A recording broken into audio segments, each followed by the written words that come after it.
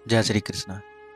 प्रेम में धोखा मिलना जीवन की सबसे कठिन चुनौतियों में से एक हो सकता है। ऐसा लगता है जैसे किसी ने हमारे दिल को चीर दिया हो। लेकिन यदि हम श्री कृष्ण के जीवन से प्रेरणा लें तो हमें समझ में आएगा कि हर अनुभव, चाहे वह अच्छा हो या बुरा, हमें जीवन में आगे बढ़ने का एक नया मौका देता है।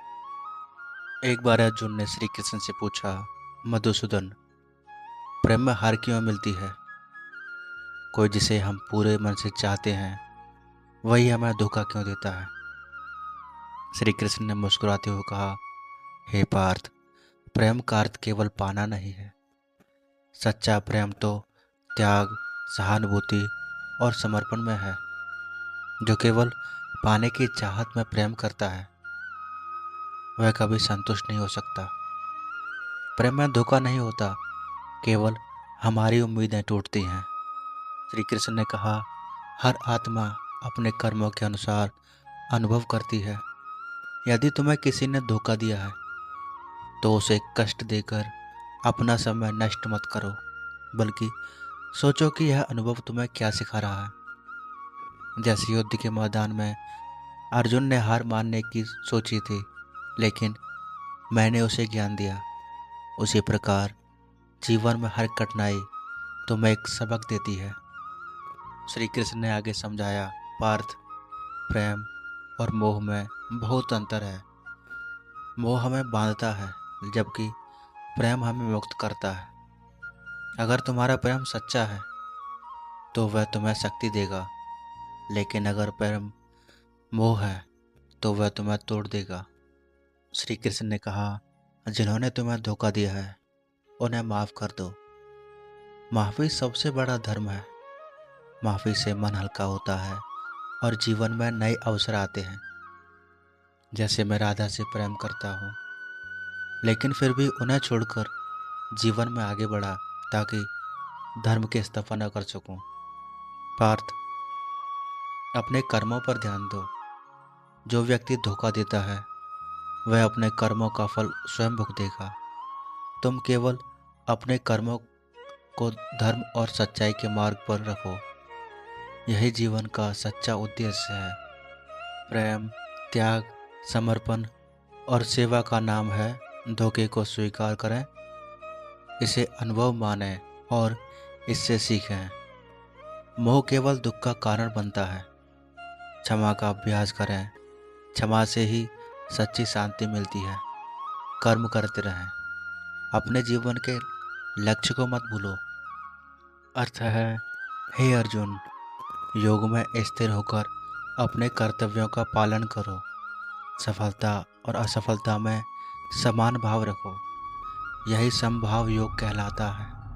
श्री कृष्ण कहते हैं, धोखा मिलना जीवन का अंत नहीं है, बल्कि यह एक नई शुरुआत है।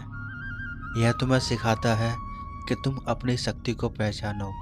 यदि तुम्हारे साथ कुछ गलत हुआ है तो उसे सही करने के लिए अपनी ऊर्जा का उपयोग करो। पार्थ, जब एक द्वार बंद होता है तो दूसरा खुलता है। जो प्रेम तुम्हारे जीवन में था, अगर वह सच्चा नहीं था तो तुम्हें उसकी जगह सच्चा प्रेम आएगा। बस विश्वास और धैर्य बनाए रखो। लोग सोचते हैं कि श्री कृष्ण का प्रेम तो केवल राधा तक सीमित था, लेकिन उनका जीवन अन्य प्रेरणादायक प्रेम कहानियों से भी भरा था। जब रुक्मिणी ने श्री कृष्ण से प्रेम किया तो उनका भाई रुक्मी इसके सख्त खिलाफ था। उसने रुक्मिणी का विवाह शिशुपाल से तय कर दिया। रुक्मिणी ने हार मानने के बजाय श्री कृष्ण पर विश्वास रखा। उन्होंने श्री कृष्ण को एक पत्र लिखा और उनसे सहायता मांगी। श्री कृष्ण ने न केवल उनका सम्मान बचाया, बल्कि उन्हें सिखाया कि सच्चा प्रेम किसी भी चुनौती का सामना कर सकता है। जब आपको धोखा मिले या आपके प्रेम का मजाक उड़ाया जाए तो हार मत मानो। यदि आपका प्रेम सच्चा है तो उसे अडिग विश्वास और सच्चाई के साथ अपनाओ। श्री कृष्ण और राधा का प्रेम केवल एक सांसारिक संबंध नहीं था, यह आत्मा और परमात्मा का मिलन था।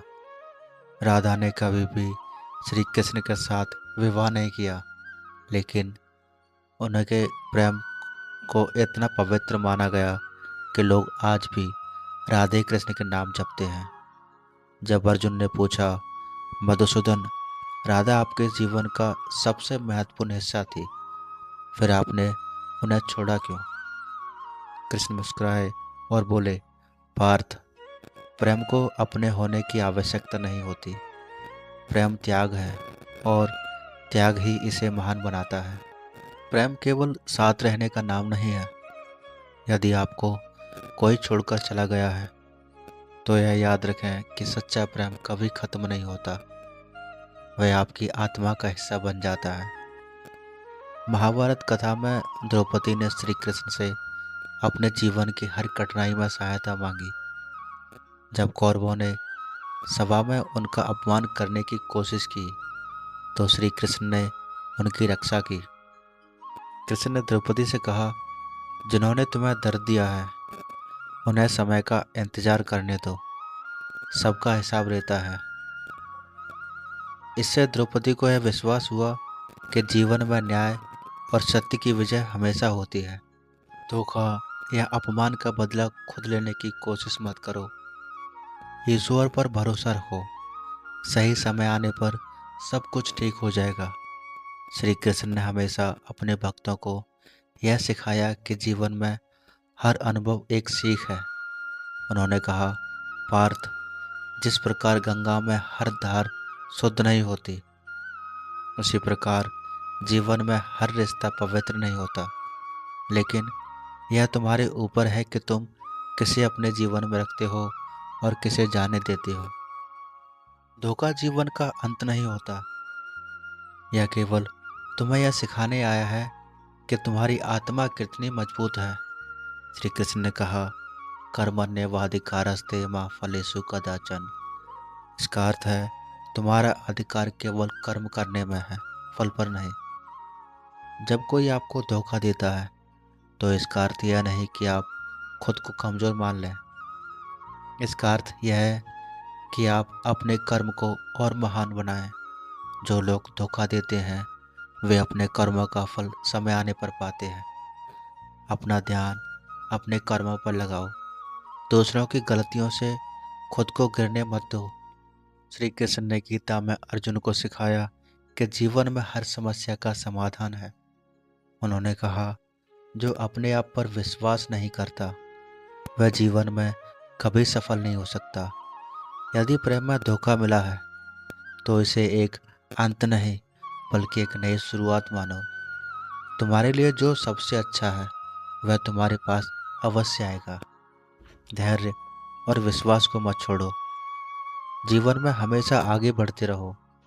प्रेम में धोखा जीवन का एक हिस्सा हो सकता है, लेकिन यह आपकी पूरी कहानी नहीं है। श्री कृष्ण की शिक्षाएं हमें सिखाती हैं कि जीवन में हर अनुभव हमें मजबूत बनाता है। क्षमा, कर्म, सत्य के मार्ग पर चलकर जीवन को एक नई दिशा दें। जो होता है वह अच्छे के लिए होता है। इसे अपने जीवन का मंत्र बनाएं। जय श्री कृष्ण। राधे राधे।